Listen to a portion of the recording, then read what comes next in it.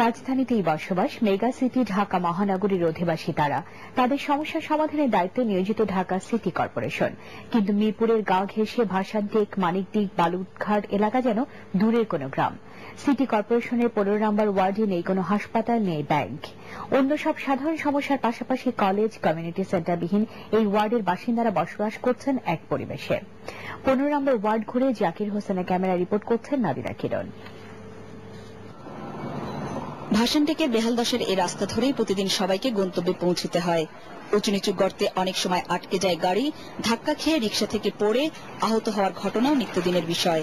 বর্ষাকালে এখানে পানি হয়ে যায়, কাদা হয়, বৃষ্টি বাদল হলে লোকজন চলে যেতে পারে না। এই রাস্তাঘাটের কারণে অনেক লোক এই রাস্তা থেকে পড়ে রিক্সা নিয়ে পড়ে যায়।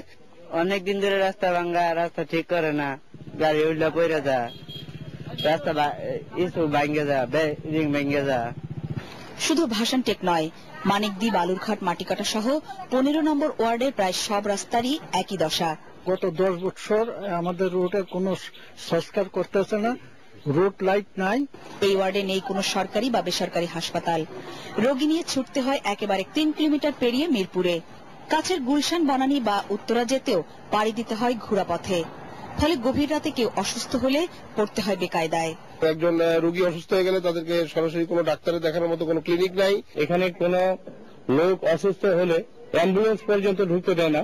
জিয়া কলোনির থেকে মাটিগাড়ার গেট পর্যন্ত আমরা রাত্রে 11টার পরে যেতে পারি না এবং সকালে ভোরে 6টার আগে আমরা যেতে পারি না। এতে আমরা এখানে একটা করিডোরে বাস করি। এই ওয়ার্ডে অধিকাংশ ল্যাম্পপোস্টেই বাতি জ্বলে না। রাতে যেমন চলতে হয় নিরাপত্তাহীন অবস্থায়, সামান্য টাকা হাতে কাটাতে হয় নির্ঘুম রাত। রাজধানীর এত ব্যাংকের সুবিধা জোটেনি এখানে। ব্যাংকের ভাবে বিলগুলো দিতে আমাদের অনেক কষ্ট হয়। পাশেই মিরপুর, এখানে কিছু সন্ত্রাসী বসবাস আছে, ওরা এদিকে আসা, মাঝে মধ্যে ওরা গোলমাল করে এবং চিন্তায় অনেক কিছু করে। এলাকাবাসীর অভিযোগ, ভোট আসে, ভোট যায়, জনপ্রতিনিধি নির্বাচিতও হন, কিন্তু সমস্যার সমাধান হয় না।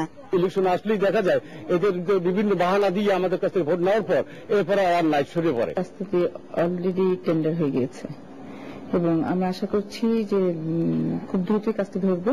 কমিউনিটি সেন্টার, হাসপাতাল, সেগুলো আমরা খুব দ্রুততম সময়ের মধ্যেই চেষ্টা করব করার জন্য। এখন তো আমরা আসলে আসার কথা শুনছি, কিন্তু এতদিন কেন হয়নি? একার পক্ষে তো এতগুলো কাজ করা সম্ভব না। হয়তো যদি উনি আমার সাথে একসাথে হয়ে কাজ করতে পারতাম, তাহলে হয়তো আরো আগে সমস্যাটি সমাধান হতো।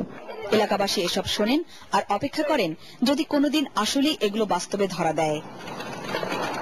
নাদিরা কিরণ, এটিএন বাংলা, ঢাকা।